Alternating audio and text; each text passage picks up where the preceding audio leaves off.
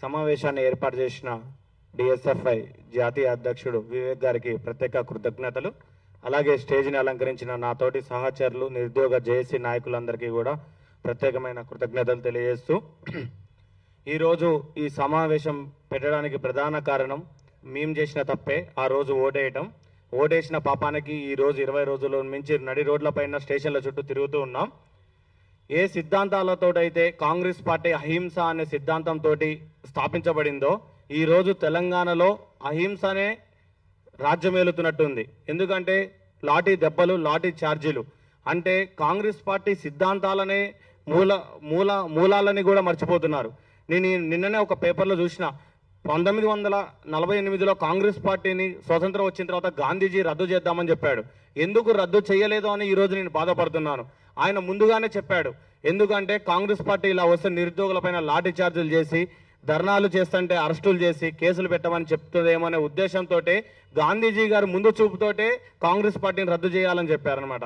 ఈరోజు తెలంగాణలో ఇంకేం జరుగుతుందంటే 15 లక్షల మంది పోలీస్ అభ్యర్థులు ఆ రోజు మేమందరం కూడా ఇక్కడున్న స్టేజ్ మీద ఉన్న ప్రతి ఒక్కరు కూడా ఆ రోజు రేవంత్ రెడ్డి గారికి దేవుళ్ళలాగా కనపడ్డారు.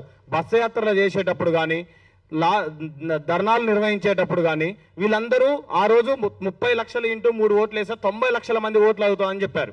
ఆ రోజు వీళ్ళందరూ దేవుళ్ళలాగా కనపడ్డ వాళ్ళు ఈ రోజు క్వశ్చన్ చేస్తుంటే దయ్యాలలాగా కనపడుతున్నారు. అంటే నీకు ఓటేసిన తర్వాత ఒక రకంగా, ఓటేగిన తర్వాత ఒక రకంగా మాట్లాడుతున్నావు. ఒక్కరోజు దిల్సుఖ్ నగర్ వచ్చి పోలీస్ అభ్యర్థుల యొక్క కష్టాలు చూస్తే నీకు అర్థమవుతుంది.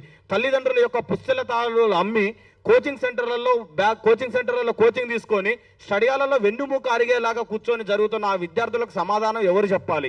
ఒక స్టేట్కి ఒక హోమ్ మినిస్టర్ లేడు. ఒక డీజీపీ గారిని కలుద్దామంటే లోనకి రానియరు. ఒక మా బోర్డు చైర్మన్ ఎక్కడున్నాడో కనపడి సంవత్సరం అవుతుంది. అసలు మేము ఎవరిని కలవాలి? ఎవరిని అడిగితే ప్రశ్నిస్తారు. ఇప్పుడు మేము ఇక్కడ ఉన్న వాళ్ళం, రేపు బీజేపీ ఆఫీస్కి వెళ్తే మేము బీజేపీ కార్యకర్తలం, బీఆర్ఎస్కి వెళ్తే బీఆర్ఎస్ కార్యకర్తలం, కవిత దగ్గరికి వెళ్తే జాగృతి కార్యకర్తలం, కాంగ్రెస్ దగ్గరికి వెళ్తే కాంగ్రెస్ కార్యకర్తలం. అసలు నిరుద్యోగ అనేవాడు ఈ తెలంగాణలో ఏ పార్టీ కార్యకర్త అనేది ఒక రాజ్యాంగ సవరణ ద్వారా ఒక ఐడెంటిటీ కార్డు అని ఇవ్వాల్సిందిగా మేము ప్రభుత్వాన్ని ప్రశ్నిస్తున్నాం.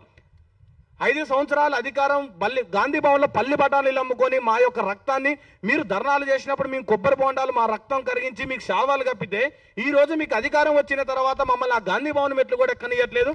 ఈ రోజు మీరు ఏసీ గదులలో అనుభవిస్తున్న అధికార మదం అనేది ఎవరు పెట్టిన భిక్ష అనేది మీరు ఆలోచించాలి. ఎవరితోటన్నా ఆడుకోండియా. నిరుద్యోగుల శవాల మీద రాజకీయాలు చేసి అధికారం చంపించవచ్చు. ఏ అస్తిత్వం కోసం అయితే తెలంగాణ వచ్చిన తర్వాత నిరుద్యోగులు ధర్నాలు చేస్తున్నారంటే ఇంకేం చేయాలి, ఇంకేం తెచ్చుకోవాలి అంటే తెలంగాణని ఇప్పుడు దక్షిణ తెలంగాణ, ఉత్తర తెలంగాణ, హైదరాబాద్ అని 3 జోన్లు చేసి పారంగేశారు. ఏం చెప్పాలి? ఎవరికి సమాధానం చెప్పాలి? 5,000 పోస్టులు వేస్తా అంటున్నావు నువ్వు. 5,000 పోస్టులలో 9 రకాల కేటగిరీలు ఉంటాయి. Open category, EWC category, BCA, BCB, CDE, SC, ST అని కేటగిరీ ఉంటాయి. ఎంఎస్పీ కోట, సిపిపి కోట, స్పోర్ట్స్ కోట, ఎక్స్ సర్వీస్ కోట, హోమ్ గార్డ్ కోట, ఎంఎస్పీ కోట, ఎన్సీసీ కోట అని ఇలా 14 రకాల కేటగిరీలకి నువ్వు సిటీ సరౌండింగ్స్ లో 3,000 పోస్టులు వేసి 29 జిల్లాలకి మాత్రం 2,000 పోస్టులు వేయడం ద్వారా ఇన్ని కేటగిరీలు, అందులో 33% మహిళలకు పోతే మిగిలిన 1,400 జాబులు నువ్వు కేటగిరీకి పంచితే అసలు నువ్వు రోస్టర్ మీద ఎల్బీ స్టేడియంలో నువ్వు నియామక పత్రాలు ఇస్తా అంటున్నావు కదా.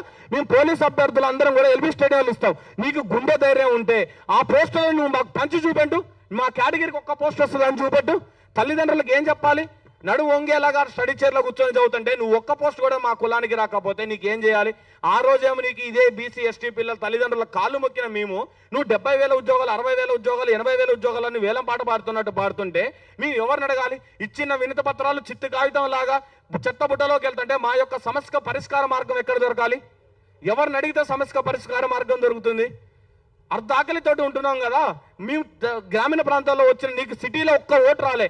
వచ్చిన మహబూబ్ నగర్, నల్లగొండ, ఖమ్మం, వరంగల్ జిల్లాలలో 48 సీట్లు వచ్చి నీకు అధికారంలోకి రావడానికి వచ్చిన మేము గంపెడు ఆశలతోటి ఇంటి దగ్గర నుంచి బియ్యం మూటలు ఎత్తుకొని రూములకు వచ్చి స్టడియాలలో ఇక్కడ రూములు తీసుకొని ఉంటుంటే నువ్వు ధర్నా చేస్తున్నావు అని చెప్పి మమ్మల్ని అర్ధాకలితోటి స్టేషన్లలో పెట్టి ఉదయం 6 గంటల వరకు అన్నం పెట్టకుండా రూములలో తోలి మేము అరెస్ట్ అయిన వీడియోలు నువ్వు ఇంటి దగ్గర తల్లిదండ్రులు చూసి గుండెలు పగులుతుంటే దానికి సమాధానం ఎవరు చెప్పాలి?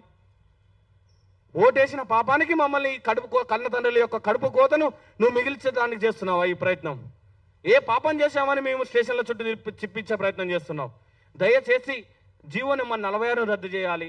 అలాగే 15,000 పోస్టులు పైగానే నోటిఫికేషన్ ఇవ్వాలి. అలాగే ఏజ్ రిలాక్సేషన్ 36 సంవత్సరాలు ఇవ్వాలి. ముందుగా బోర్డు చైర్మన్ తొలగించండి అయ్యా. స్టేట్కి ఎవరినో ఒక హోమ్ మినిస్టర్ పెట్టండి. మా మిత్రుడు అన్నట్టు ఎవరో ఒకరితో చర్చలు మాట్లాడండి. మాకు ఎక్కడి నుంచి వస్తాయి డబ్బులు? హాస్టల్ ఫీజులు కట్టుకోవడానికే డబ్బులు.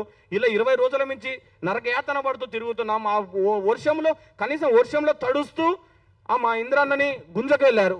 ఇప్పటికి 5 కేసులు పెట్టారు పోలీసు అభ్యర్థి. ఆ కేసులు ఎలా తీపించుకోవాలి ఇందిరానాయక్ అన్న మీద? ఇప్పుడు ఆ కేసుల పరిస్థితి ఏమిటి?